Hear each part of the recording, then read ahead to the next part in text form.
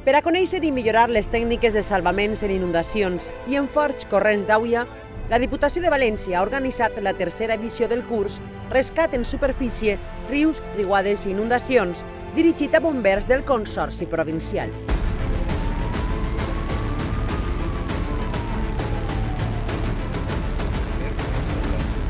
Durant 3 dies, els participants practiquen tècniques d'aproximació i rescat de víctimes. Vale, te estoy tocando por acá. ¿Sientes sobre todo que te estoy tocando?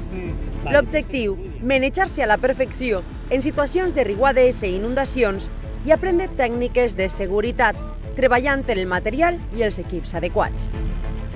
Es una formación básica en aguas superficiales, lo que son riadas, inundaciones, y es lo que pretendemos, que la gente aprenda pues, técnicas de seguridad, técnicas de rescate, sepa manejar el material y los equipos que son adecuados para esto. Un dels plats forts d'aquestes sessions és la pràctica d'escarceració en un vehicle semisubmergit.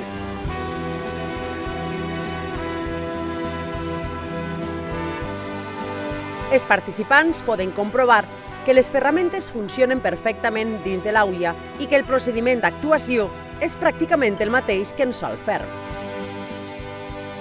Es uno de los servicios que en este curso más comúnmente tenemos, que algún vehículo caiga alguna acequia, alguna marjal o en alguna zona inundable y tengamos que sacar alguna persona de dentro.